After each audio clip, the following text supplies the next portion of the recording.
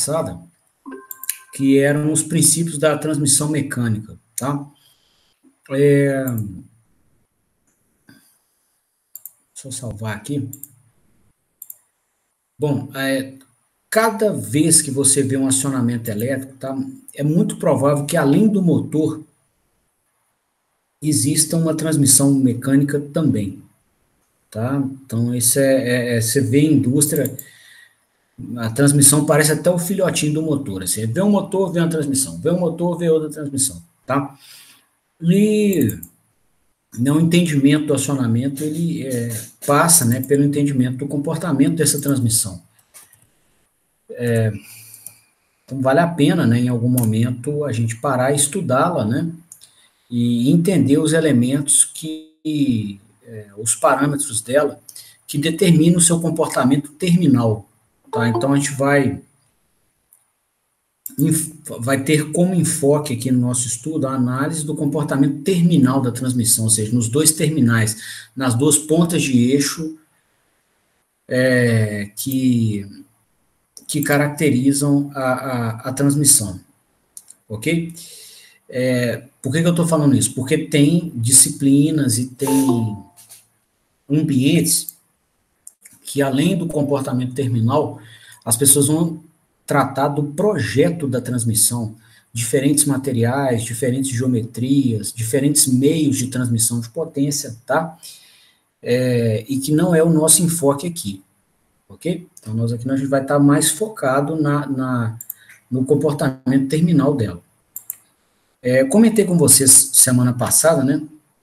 A transmissão, ela é alocada entre a máquina de tração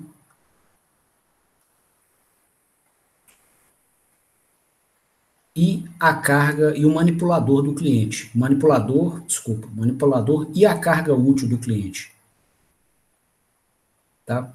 Então, é um sistema que converte potência mecânica em potência mecânica. Tá? Então, você vai entrar com torque e velocidade em um dado nível, e ele vai disponibilizar torque e velocidade em níveis distintos na saída.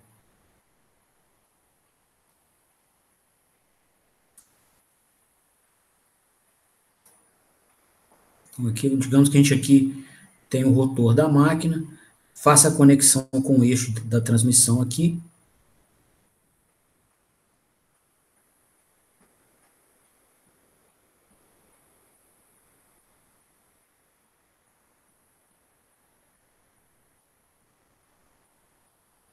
Aí você vai ter o eixo de saída da transmissão do outro lado,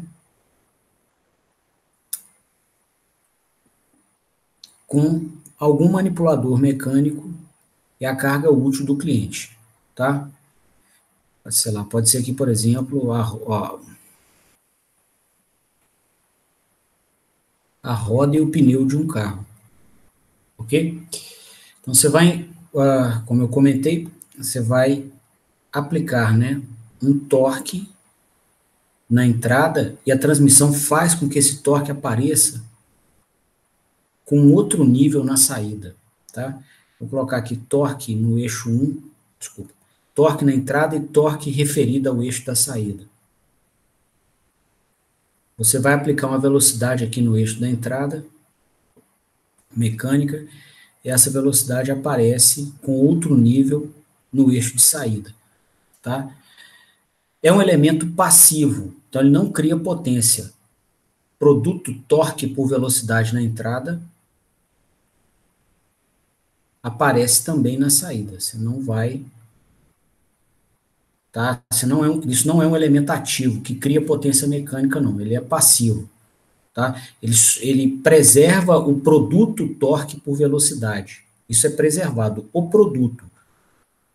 Mas você consegue alterar o torque e alterar a velocidade, mantendo o produto, mas você vai ter torque na saída diferente do torque da entrada, velocidade na saída diferente da velocidade da entrada, tá? E, além dos torques eletromagnéticos, você tem o torque da carga do cliente, né, visto aqui no eixo da saída e visto aqui no eixo da máquina também, tá? Bom, tem diversas formas de construí-la, né? Você pode fazer engrenagens que têm os seus dentes, né, em contato para poder promover a transmissão. Você pode ter polias, né, com uma correia, tá? Você pode ter a transmissão continuamente variável, que você desliza, né, dois cones, você vai deslizando um contra o outro para mover a relação de transmissão.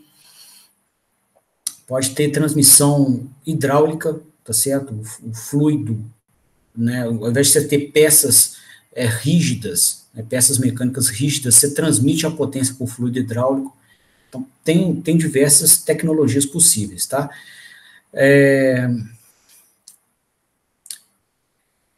Os princípios que eu vou explicar aqui valem para a maior parte delas, tá? Absolutamente a maior parte. E, para explicar esses princípios, a gente vai fazer um modelo da transmissão simplificada.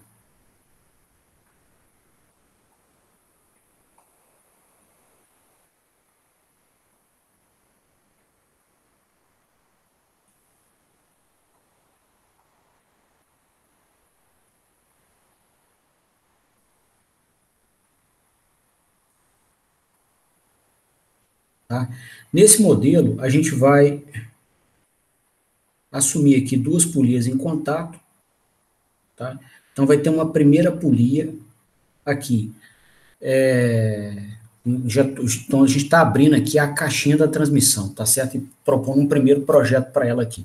Nós vamos ter uma primeira polia que está conectada no eixo de tração do acionamento, ok?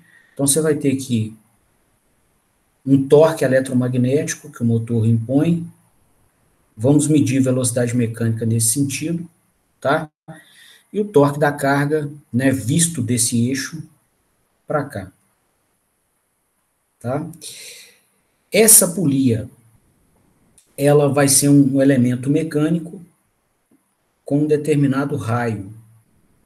Eu vou chamar de R1, tá? Bom, vai haver uma segunda polia em contato com a primeira, com um raio diferente.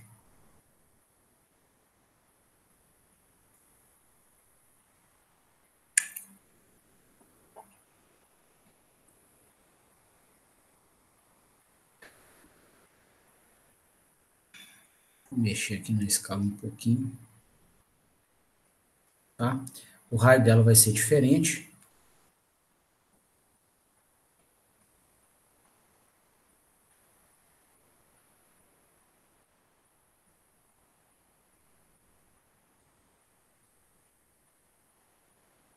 E ela vai estar conectada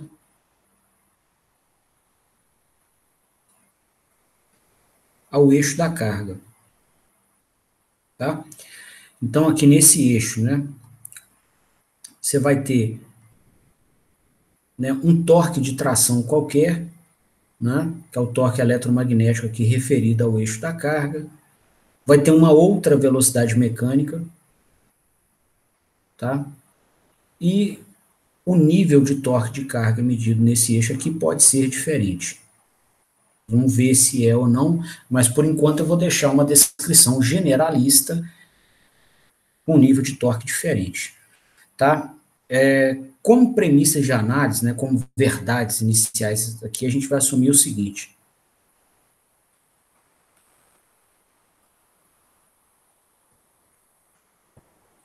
Você vai ter deslize nulo no ponto de contato das duas.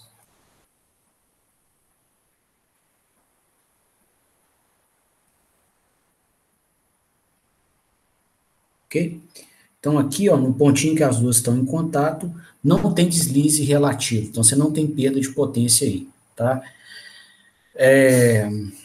Essa não é uma premissa fraca, né? Geralmente, em acionamentos aqui, você tem deslize quase nulo, né? Quando ele é significativo aí, potencialmente você vai ter problemas de manutenção com a transmissão, tá? E mediante essa condição, né, de deslize nulo no ponto de contato, o que vai acontecer aqui? você vai ter as velocidades de translação do pontinho em contato aqui, ó. Vou botar de outra cor.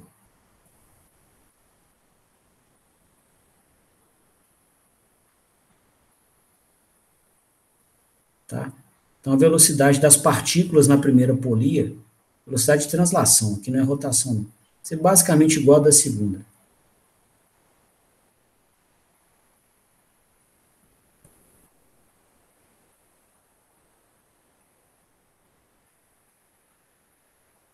Ok? A gente vai ter aqui V1 igual a V2. Bom,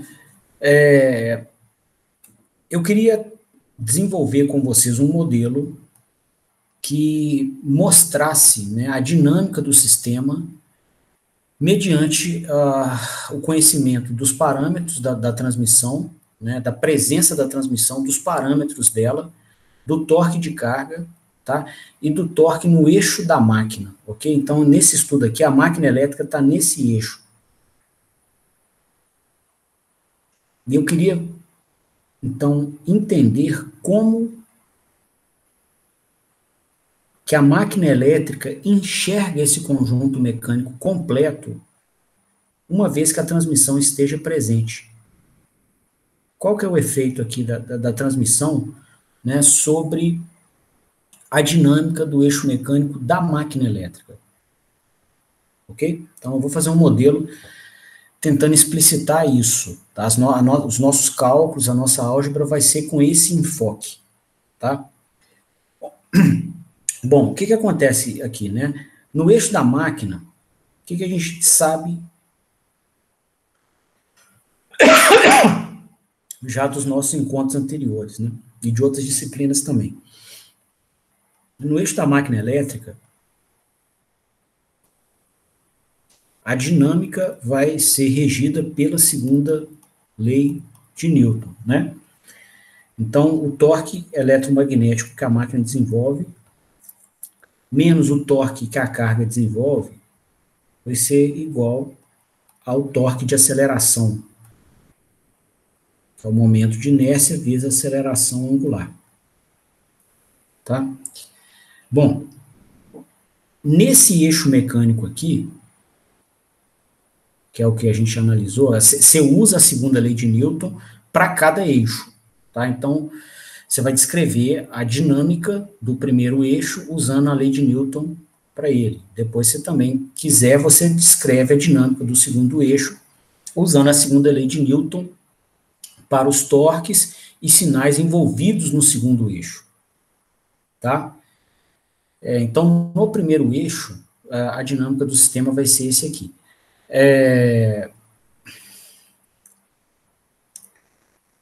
A gente conseguiria enxergar a influência do que acontece no eixo da carga, aqui é o eixo da carga, a gente conseguiria enxergar a influência do que acontece no eixo da carga sobre o eixo da máquina, tá? Conseguiríamos, né? Observe que o torque de carga aqui presente no eixo da máquina, né? Ele vai ser decorrente da força que a primeira polia recebe aqui no contato com a segunda, tá?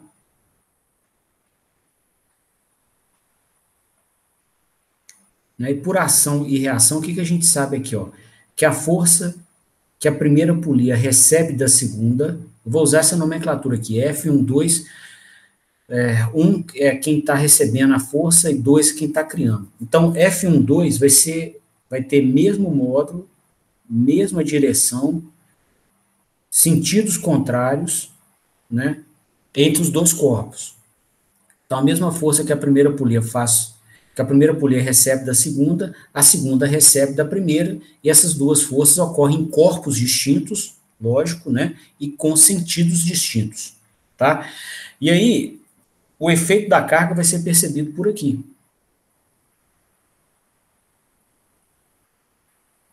Né? Então, o torque que a carga está exercendo no eixo ali, né, do primeiro eixo, ele vai ser percebido como a força que a primeira polia recebeu da segunda, vezes o raio da primeira polia, tá? Só que essa força,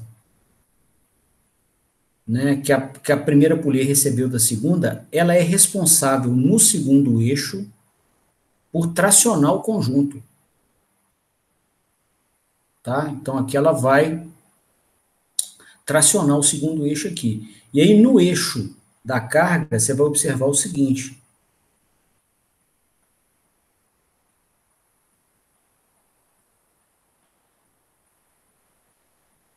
somatória dos torques, né, aplicando a segunda lei de Newton, somatória dos torques vai ser o torque de aceleração.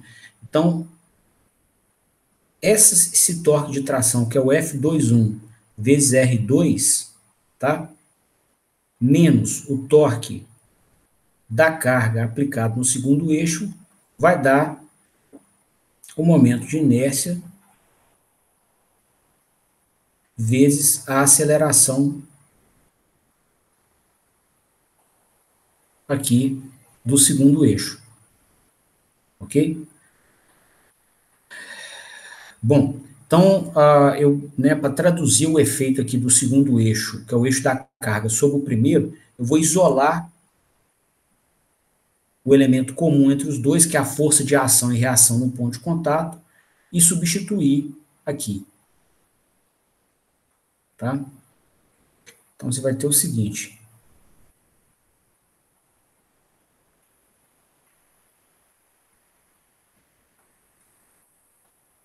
aqui eu só vou, né, vou isolar ele de um lado da igualdade. Vai dar isso aqui, ó.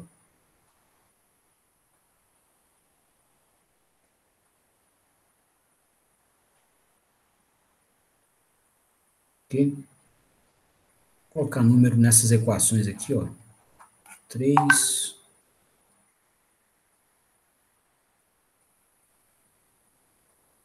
2,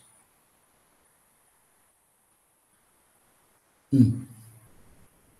Vou substituir o F21 aqui, ó, na 2.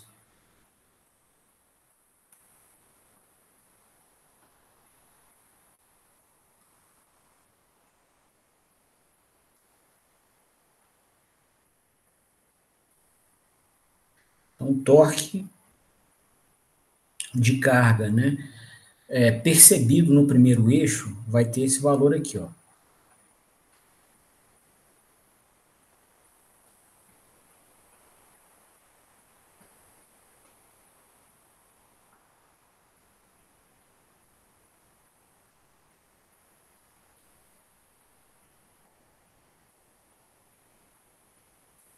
Bom, agora, esse nível de torque, né, percebido ali no primeiro eixo, a gente vai colocar aqui como equação 4, e a gente vai substituir aqui na primeira, ó, tá? Porque aí nós vamos conseguir ver, né, ou caracterizar a dinâmica no primeiro eixo, dada a presença da transmissão e da carga no outro eixo, que é essa parcela aqui, ó.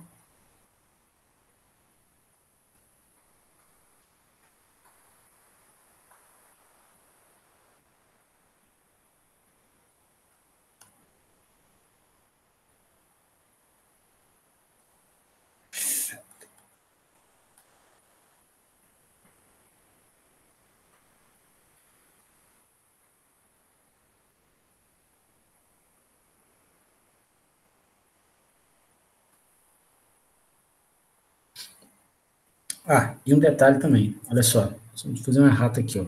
Aqui a gente está com o momento de inércia no primeiro eixo, são os elementos rotativos em torno aqui do primeiro eixo, ó. Vai ser o rotor da máquina,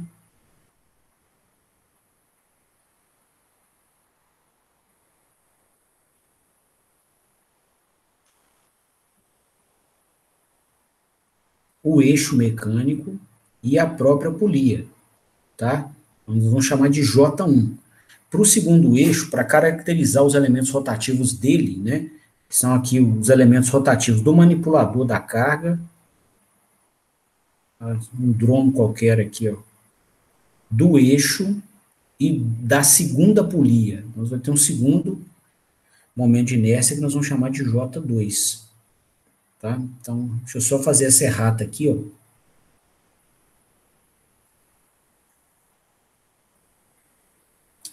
E aí, continuando,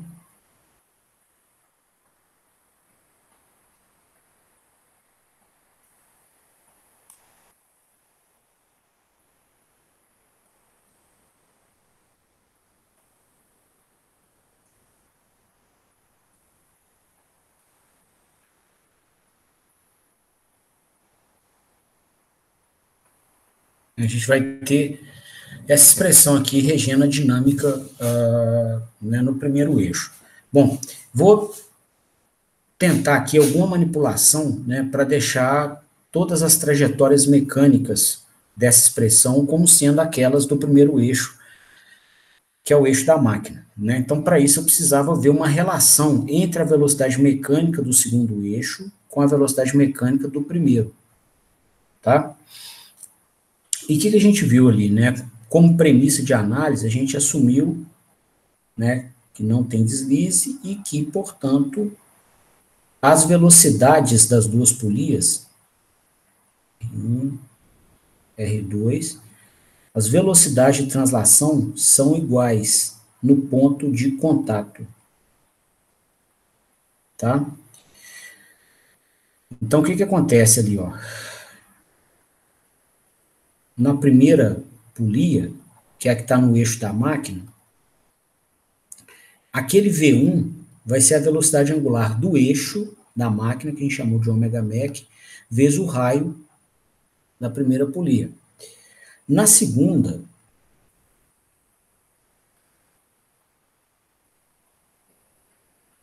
tá? Que é o eixo que é a polia que rotaciona no eixo da carga, a velocidade de translação no ponto do contato vai ser a velocidade angular naquele ponto, que a gente chamou de ômega mec linha, vezes o raio daquela polia, né? V é igual a ômega R.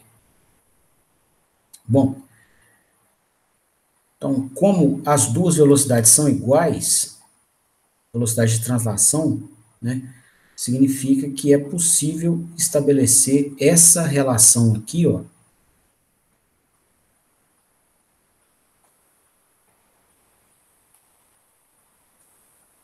entre as velocidades angulares, tá? Então, o que a gente vê aqui, ó?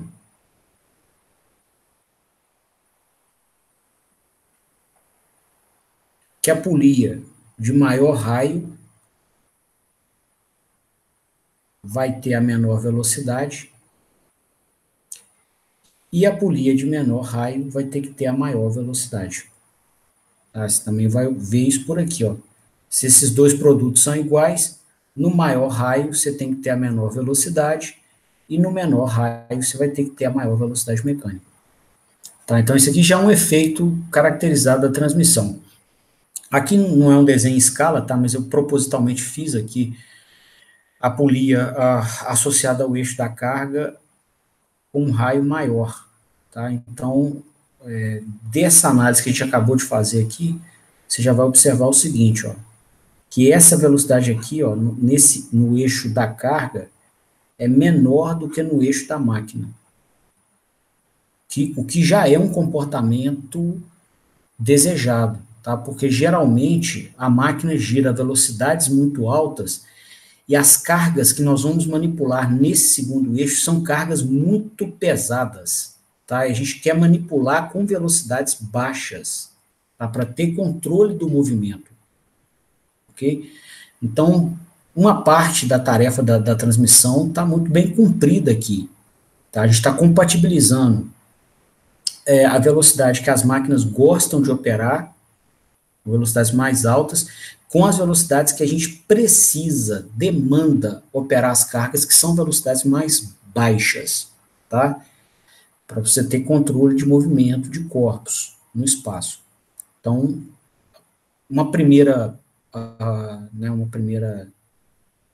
parte do trabalho da transmissão tá bem caracterizada aqui, tá?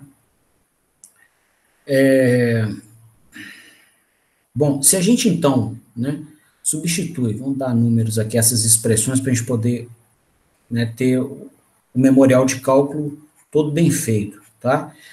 Então, eu vou substituir esse valor de ômega mec linha da expressão 6 na expressão 5 para deixar toda a dinâmica do eixo do motor, da máquina elétrica, em função das trajetórias mecânicas daquele eixo, né, que é o ômega mec e não o ômega mec linha. Então, fazendo isso, vão ter o seguinte,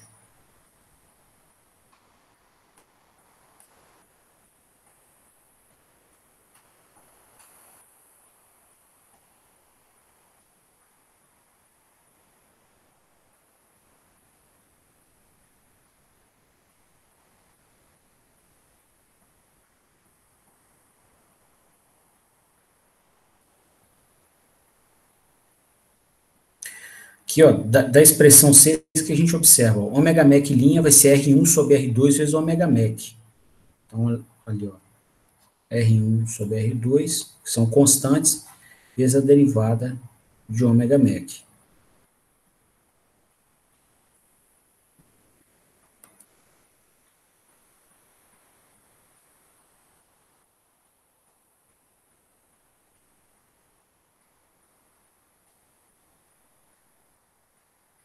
Continuando aqui a expressão,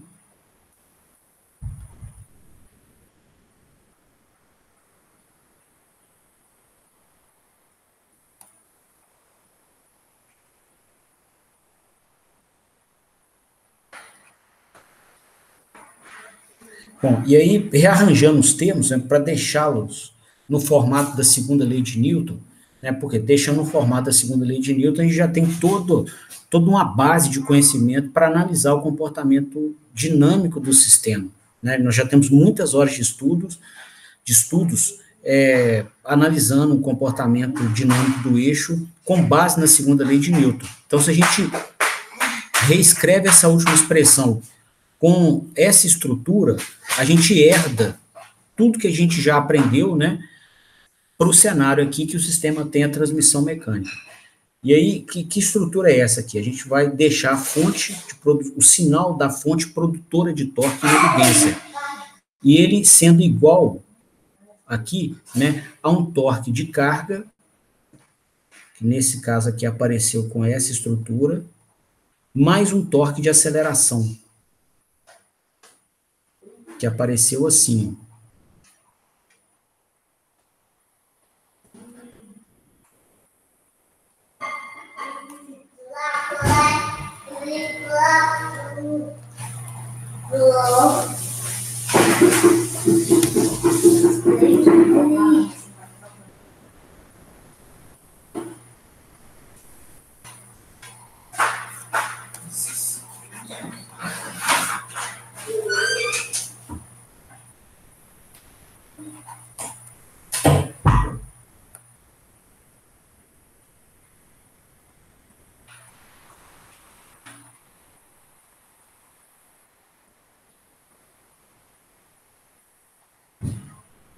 Ok?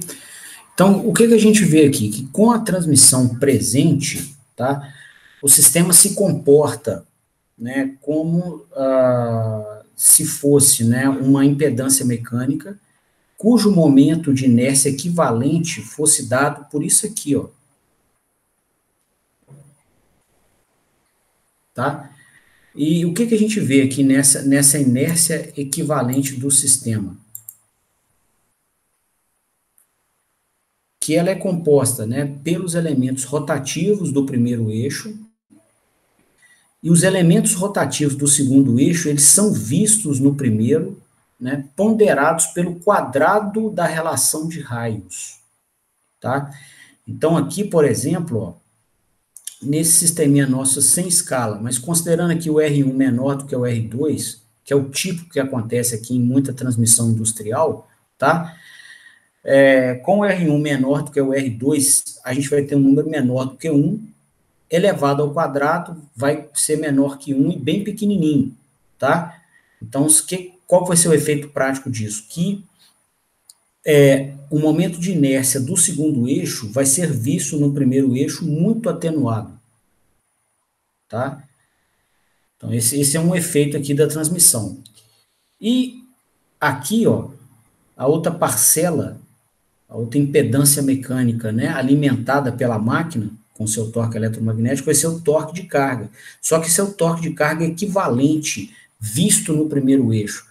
tá? Que vai ser dado pelo torque de carga da máquina, desculpa, da carga, no eixo da carga, ponderado pela relação de raios da transmissão mecânica.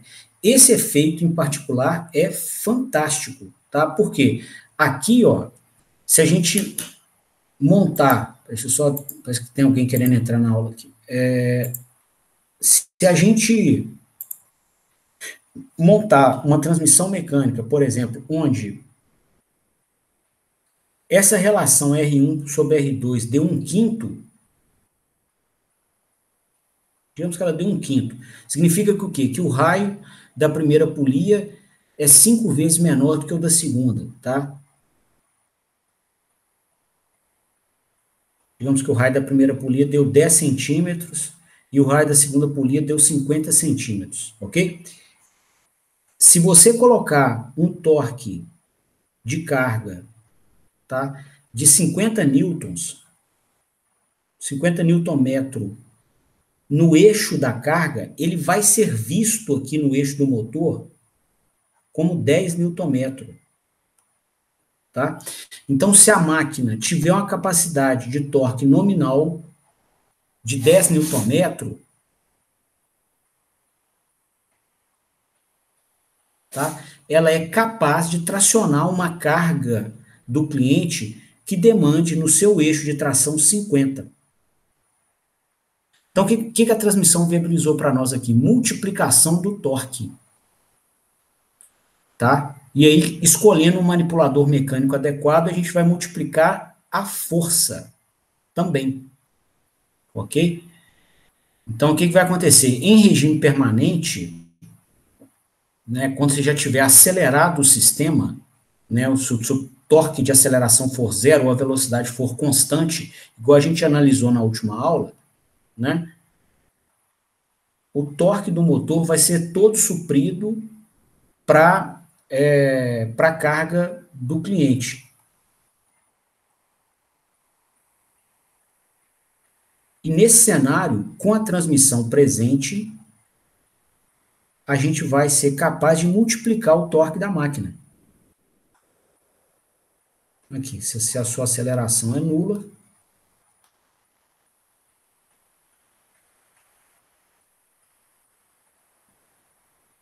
significa o quê? Você coloca, né, aceleração nula aqui, o torque eletromagnético vai ser dado pela relação de raios vezes o torque da carga no eixo do cliente, que aí é válido tudo isso que eu estou falando, tá? Se você coloca aqui uma relação de raios que vale 1/5, você pode pegar uma carga de 50 newton-metros e tracionar com um motor cujo torque nominal seja 10. Tá? Então, ela viabiliza para você a multiplicação do torque, tá? Que é também uma peculiaridade ou uma funcionalidade muito, muito desejada em indústria. Tá? Por quê? Se você tivesse que desenvolver todo o torque que a carga do cliente precisa com o motor, tá? Você precisaria de motores muito grandes, demandando correntes elétricas exageradas, né? Porque o torque é sintetizado pela interação de ímãs, esses ímãs são sintetizados por corrente elétrica.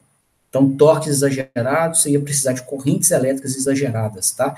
E aí, todo o sistema elétrico de potência que é conectado ao motor, né, que está nos terminais da caixa de ligação do motor para trás, tudo isso ia ter que ser também bem maior. Cabos de bitola mais grossa, tá? Transformadores maiores, né? Geradores maiores também, tá? Então, isso tudo fica reduzido se você coloca uma transmissão que multiplica a capacidade de torque da máquina. Você pode fazer uma máquina menor, mais barata, mais leve, que demande uma corrente elétrica menor, e ainda assim manipular uma carga de todo tamanho pela presença da transmissão mecânica, tá? Conforme eu comentei também, né, pessoal, ela não... Isso é um equipamento passivo e ela não cria e nem consome potência, a potência que se conserva, né? Qual que é a potência no eixo mecânico? É o torque Por exemplo, você pega o torque que a máquina desenvolve, vezes a velocidade do primeiro eixo, tá? Você vai observar o seguinte, ó, em regime permanente aqui, né, o torque eletromagnético vai ser R1 sobre R2, vezes o torque visto no eixo da carga.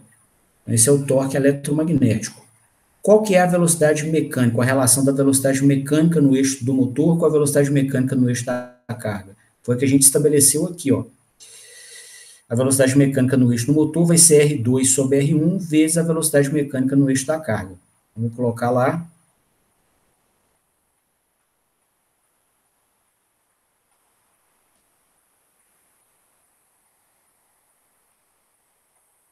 Ok?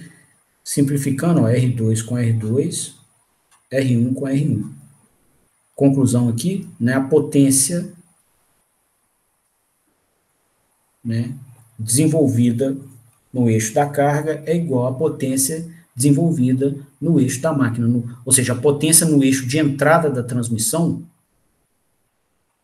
vai ser igual à potência no eixo de saída. Tá? Conserva a potência, igualzinho o transformador, né, na elétrica. Tá? Na bobina primária ou na bobina secundária,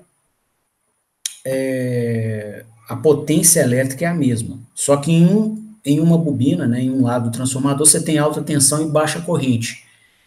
E na outra bobina, você inverte, baixa tensão e alta corrente. Tá? Aqui aconteceu isso. Ó. Em um lado, você tem baixo torque e alta velocidade, que é o jeito que o motor gosta de trabalhar. E no lado da carga, você tem alto torque e baixa velocidade mecânica, que é o jeito que a carga precisa trabalhar. Tá? Esforços exagerados aqui, ainda mais, né, um país que trabalha com commodity, né, que você tem cargas elevadíssimas aqui, ou seja, muito torque no eixo da carga do cliente, porém com velocidades mecânicas mais baixinhas, para você ter controle do movimento. Tá? Corpos pesados você não manuseia, né, com velocidades altíssimas. Tá? Então, a transmissão compatibiliza o que a fonte de tração do sistema disponibiliza com o que a carga do sistema precisa. Então, é um sistema de compatibilização convertendo potência mecânica em mecânica. Tá? Então, é isso que está envolvido aqui. Geralmente, pessoal, um comentário aqui, e essa relação, né, você observa que tanto na relação de velocidades quanto de torques, né, o que determina quantitativamente o que a transmissão vai fazer é a relação de raios. Ok? Os raios das polias, tá? Então, o quanto a velocidade do primeiro eixo vai ser maior do que a do segundo é algo quantitativamente descrito pela relação de raios. Se você colocar o raio da polia maior com o dobro do tamanho da polia menor, você vai ter a velocidade da polia menor 2 vezes maior do que da polia maior, tá? E ele também especifica aqui, ó, a relação de torques, tá? Então, quantas vezes o torque no eixo da máquina de tração vai ser multiplicado no eixo da carga, tá? É a relação de transmissão que determina isso, a relação de raios, ok? Então, aqui a gente, né, fez por polias, mas você pergunta assim, pô, mas e se eu tiver engrenagem? Essa dúvida é comum, tá? A engrenagem tem dentes. Como é que eu vou determinar o raio, né, aqui de uma engrenagem? Porque por fora do dente é um raio, por dentro é outro, né? Então, no caso aqui de uma engrenagem dentada, tá? Os dentes são o mesmo tamanho, e você faz essa relação pelo número de dentes, tá? Então, você vai fazer tudo o que a gente fez aqui vale do mesmo jeito, Só que, ao invés de fazer pela relação de raios, você vai fazer pela relação de dentes. De número de dentes da primeira polia sobre o número de dentes da segunda polia. Ok? Geralmente, pessoal, em aplicações industriais, a gente tem transmissões com uma única relação de raio, tá? Então, você vai ter a máquina elétrica, uma única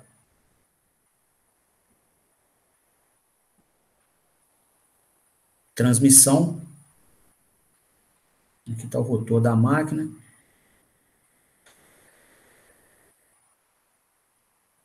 A transmissão aqui eu vou desenhar com polias, mas tem, né, as mais diversas tecnologias. Aqui estou fazendo as polias encostadas, mas pode ser com dentes, com polias com correias, né?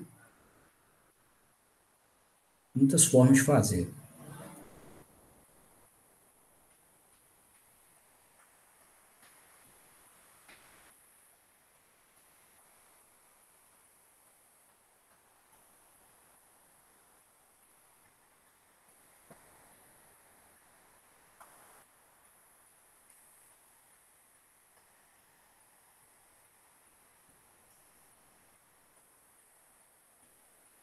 Digamos uma mesa de rolos qualquer aqui, tá? Ou um laminador, e aqui está a máquina elétrica.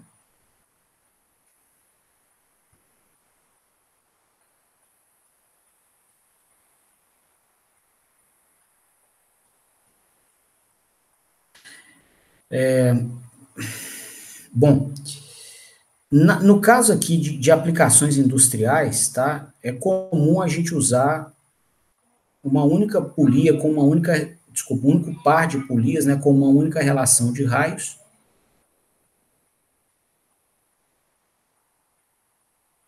E conseguir atender uma ampla faixa de possíveis velocidades aqui no eixo da carga. Tá? Por quê? A máquina elétrica, tá? Ou porque a carga aceita, né, operar numa velocidade fixa, ou porque a máquina elétrica é alimentada por um conversor de energia qualquer que consegue variar sua alimentação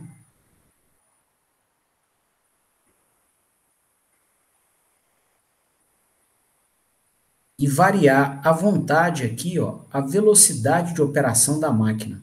Tá? Então, você tem fontes de tensão CA controladas, né, que vão alimentar a máquina aqui, as fases A, B e C. Do estator, esse S que eu estou colocando aqui está remetendo a estator, tá? Então, variando a tensão de alimentação aqui, tá? Se você colocar um conversor capaz de fazer isso, que é o que a gente coloca, tá? Ele começa, por exemplo, nas 3 fases, vamos desenhar a fase A, por exemplo, com tensão baixinha, aí ele vai subindo a tensão de amplitude e frequência baixinha, ele vai subindo a frequência e subindo a amplitude do jeito que precisar, para que a velocidade mecânica no eixo dele motor, tá? Possa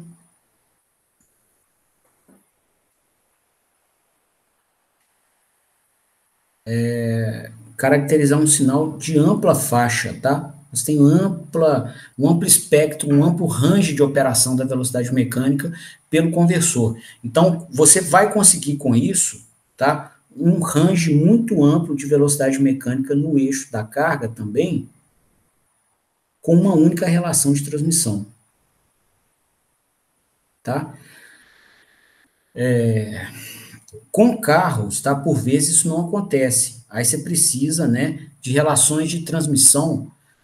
Como o motor não opera em ampla faixa de velocidade, ele opera numa faixa curtinha, o motor a combustão de um carro, o que tem que fazer? Para atender a exigência da aplicação, de ter a velocidade mecânica no eixo de saída da transmissão em ampla faixa, o que a gente faz? Então, a gente instala várias transmissões na caixa de marcha do carro. Certo? São várias polias aí, né? Várias engrenagens com diferentes relações de raio, tá? Então, do eixo do motor para o eixo da carga, no caso do carro, né? Digamos aqui que esse aqui é o motor, a combustão interna, tá? Aí você começa, por exemplo, na primeira marcha, tá? Qual que é o seu objetivo principal de tração, né? É promover a aceleração ao carro. Potencialmente, as cargas envolvidas, né? Em especial o arraste aerodinâmico do vento são mais baixos, tá? Então, para que você consiga muita aceleração para o carro, num cenário aqui que o torque de carga está pequenininho ainda, tá? O que você pode fazer então? Se você quer muita aceleração, né? Aí tem um passo antes. Você tem um dado nível de torque, né, disponível pela fonte de tração. A sua carga é pequena. Se você, então basicamente, né, a boa fração do seu torque de tração vai ficar disponível como torque de aceleração. Se você quiser que o sistema acelere muito, vale a pena com que o momento de inércia equivalente seja baixo. Então, o que a gente faz na primeira marcha? Coloca essa relação de raios aqui das engrenagens com o menor valor possível. Então, a polia que vai no eixo do motor com raio pequenininho e a outra que vai no eixo de saída para o diferencial com raio grandão.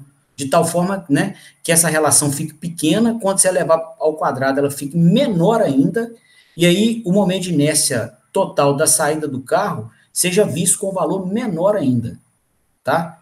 E aí, de carona, né? Se você fala assim, pô, mas às vezes eu tô no morro, o torque de carga não é tão desprezível. Beleza. Então você coloca essa relação de raios bem pequenininha, seu R1 muito menor do que o R2, você ainda vai observar no eixo de tração da máquina um torque de carga pequeno. Então, do torque disponível para tracionar o conjunto, sobra muito mais para aceleração, que é essa segunda parcela de torque aqui, tá? Então, nisso que a primeira marcha, né? Você olhar um carro aqui, você vai ter, vendo a transmissão de frente, você vai ter o R1 com o R2, né? Você tá o raio aqui, a gente está vendo ela aqui de lado, desculpa. Você vai ver aqui um R1 bem menor do que o raio da polia conectada ao eixo da carga, tá? Aqui vai, né, o diferencial e a roda, tá? Aí quando você, só que a máquina a combustão interna, ela tem um range de operação, a faixa de velocidades dela, que ela te dá um torque mais alto com um consumo de energia menor e menos poluentes, tá, no tanque, que é outro parâmetro nobre, ela tem um range de velocidade curtinho, tá? E tá o torque dela. Então, você partiu o carro, você está na primeira, você começou a operar, você passa nesse ponto, passa no pico de torque, de repente você vai chegar num nível de torque, ele começa a cair, e aí você vai empatar com o torque da carga, ele não consegue acelerar mais. Aqui o torque de tração está igual ao torque de carga.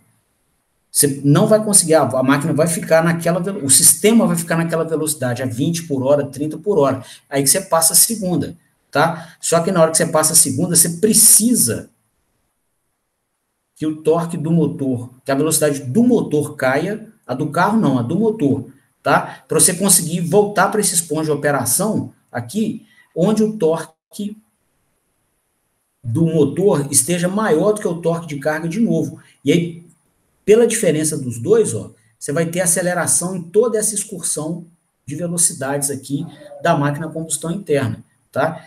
Então, para poder promover isso, né, passar da primeira para a segunda e fazer com que a velocidade mecânica do motor decresça, a gente vai conectar o eixo do motor à combustão interna aqui, num novo par de polias, só que agora a gente vai aumentar um pouquinho a relação de raios.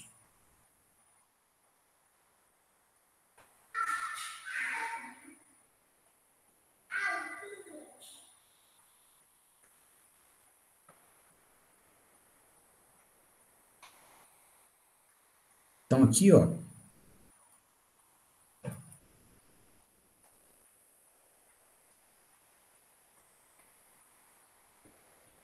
a nova relação de raios, tá? É diferente.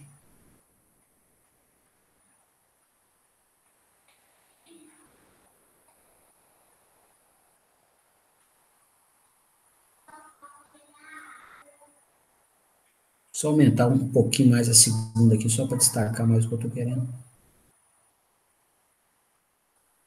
Tá? Então, a gente vai aumentar um pouquinho essa relação de raios aqui, tá?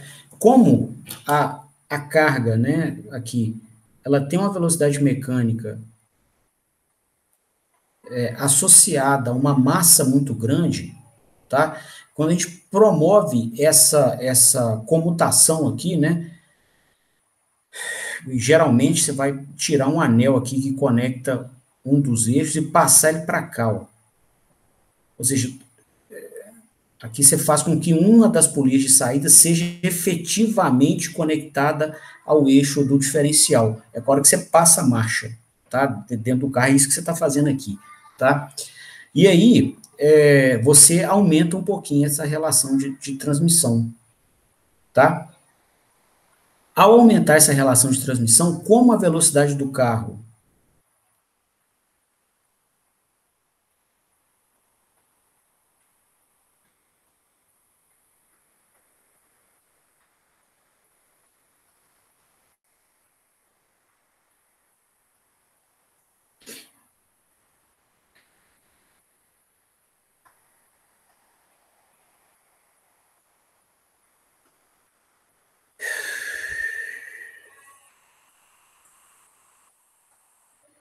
como a velocidade do carro fica quase que constante, né, aquela massa toda você não vai conseguir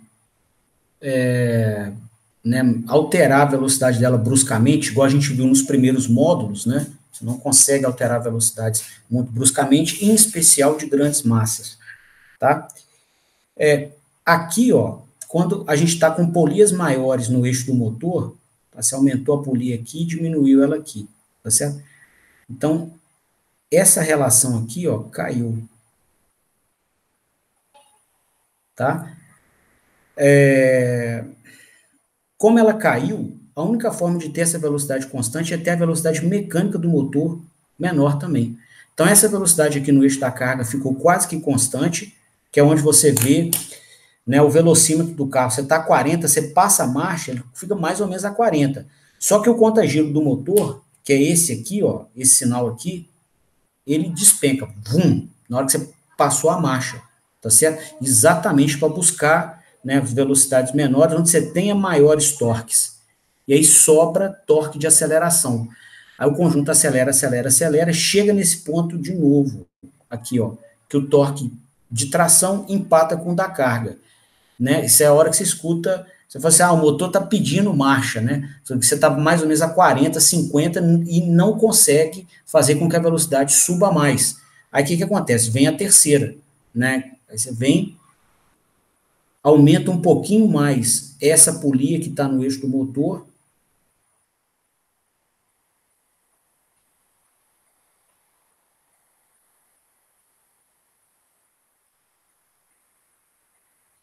e diminui um pouquinho a polia que está no eixo do diferencial e da roda, tá? Então, na hora que você faz isso, ó, você cresceu o R1 e diminuiu o raio de saída. O segredo está no raio, tá? Ou no número de dentes. Você vai dar na mesma coisa aqui, tá? Então, essa relação R2 sobre R1 cai, tá? Como a velocidade do carro quase que não muda, né? Você vai ter isso aqui quase que constante. O que tem que acontecer aqui com a velocidade mecânica? Vai se estar multiplicando um trem constante com um negócio que caiu, a velocidade do eixo do motor cai. Então, na hora que ela cai, tá? É a hora que ele volta a operar nesses pontos aqui de trás com torque mais alto. Então, olha que interessante aqui. Nós estamos fazendo com que o carro, tá, opere com uma velocidade mecânica em ampla faixa, né? A gente parte aqui, o carro vai de 0 a 100, 110, né? Vai indo embora. Você vai, né, até a velocidade que você queira. É uma ampla faixa de velocidades aqui, ó.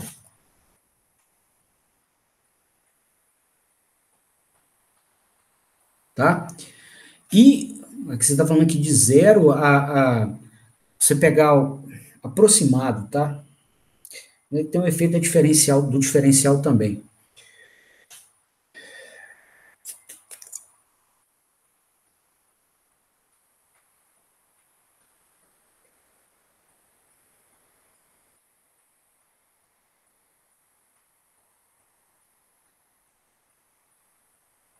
Tá? Você vai ter, eu tô calculando isso aqui em radianos por segundo, por isso que eu parei um pouquinho para fazer o cálculo, tá? Então, você pegar aqui 100 quilômetros por hora dividido por 3,6, vai dar uns 25 metros por segundo, né, que é o V, dividido pelo raio do pneu, vai botar uns 40 centímetros, mais ou menos, tá? Então, você vai ter isso aqui em torno de 62,5 radianos por segundo, no eixo da roda, tá? Então, você ainda tem, depois da transmissão, tem uma outra transmissão que é o diferencial, ok? Mas eu vou colocar aqui uma faixa aproximada aqui, ó. Você foi de 0 a 100 e isso demandou aqui uma velocidade mecânica aproximada variando de 0 a 62,5 radianos por segundo, tá? Passando para RPM, isso aqui é aproximadamente o quê? 625 rotações por minuto, tá? E o eixo do motor opera numa faixa curtinha, ok? Mesmo embora o eixo do carro opere em uma ampla faixa, tá? E você vai conseguir isso graças à transmissão. Aí, no caso do carro, você tem que ter uma transmissão que varia, tá? Por essa demanda aqui. O motor opera na faixa curta e a roda do carro numa faixa longa pra caramba, tá? No caso de transmissões industriais, o que que acontece? Você é capaz de, né, com uma única relação de transmissão, fazer com que a velocidade da fonte de tração varie em ampla faixa, né, que é o que a gente obtém aqui com o inversor de frequência. E aí você pode, sim, né, trabalhar com uma transmissão de uma única relação. Entendeu? Então, num caso, você consegue variar a velocidade de entrada em ampla faixa, uma transmissão basta. No outro caso, que é o caso do carro, você vai trabalhar com a velocidade de entrada numa faixa curtinha. Aí você tem que ter muitas relações de transmissão para poder atender a carga em ampla faixa de velocidades, tá?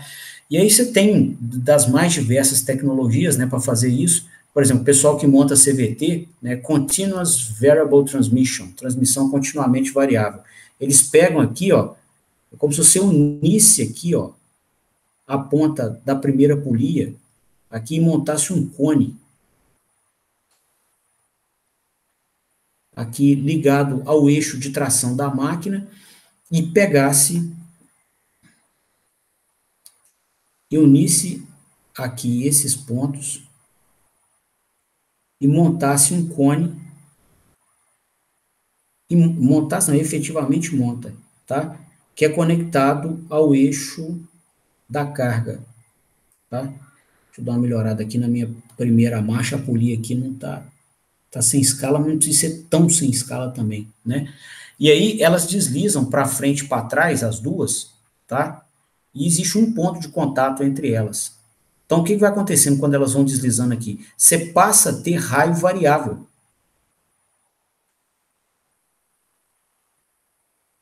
Né? O segredo da relação de transmissão, o quanto o torque vai ser multiplicado e o quanto a velocidade vai ser multiplicada, não é a relação dos raios, né? Então, na CVT, você faz com que esse raio das duas transmissões, tá? No ponto de contato seja variável. Então, se elas estão aqui, ó, você tem esse raio aqui na primeira, esse raio aqui na segunda. Esse aqui não, mais no centro aqui, tá? Esse raio aqui na segunda, ó. Então, essa é a relação de raios aqui. Se elas deslizam, tá? Você muda essa relação de raio. Vamos pegar aqui, vamos deslizar a primeira delas aqui, ó.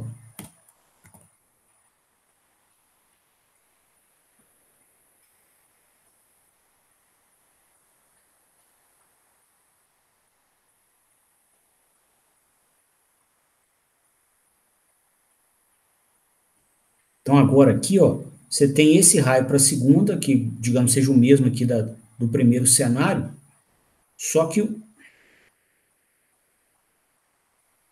o raio da primeira polia cresceu.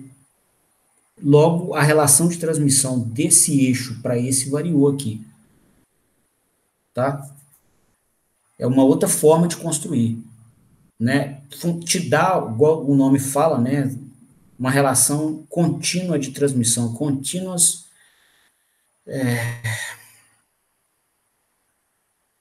Uma relação de transmissão continuamente variável. Isso vai deslizando, né? E você tem várias transmissões possíveis aí, né? É ótimo, você tem como restringir ainda mais a região de operação do motor para a faixa que ele dá o pico de torque com máxima eficiência, mínima emissão de poluentes, tá? Desvantagem dela é que no deslize, né, dos dois manipuladores mecânicos ali, você vai ter atrito, tá? Ou se for uma polia conectando os dois, vai ter atrito da polia também. Atrito significa o quê? Perda. Parte, então, da gasolina vai ser perdida ali como calor, tá?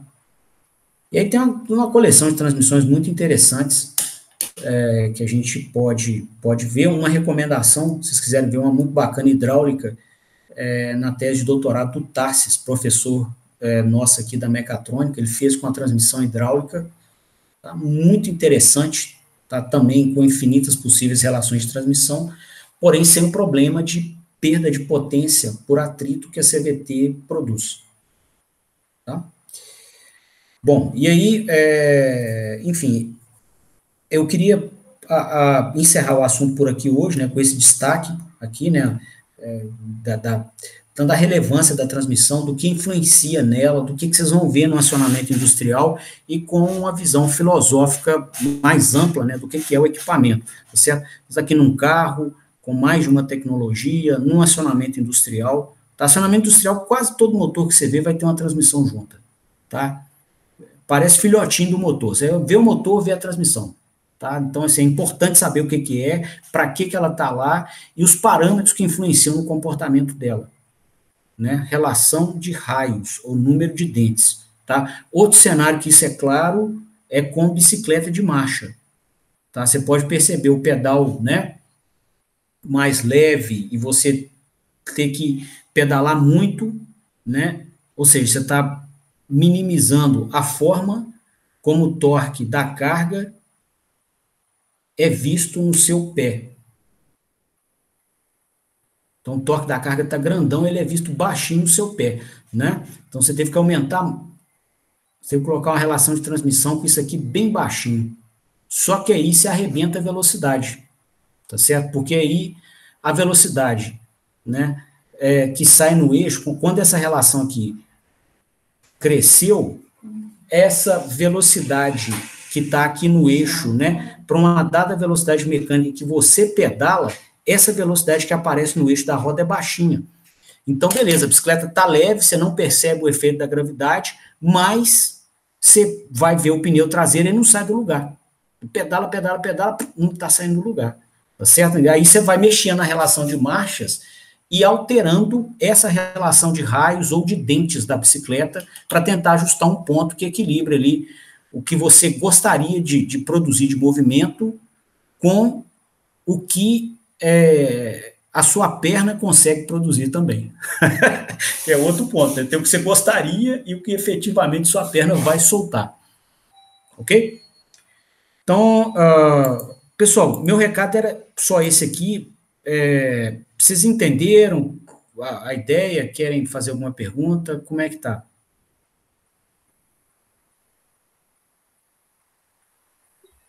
Ok, deu pra Tudo entender. tranquilo. Valeu. Então tá. Então a gente se vê de novo na quinta-feira, que é a aula de 2 horas, e aí eu vou disponibilizar o vídeo e essas notas que eu fiz aqui com vocês lá no portal. Beleza?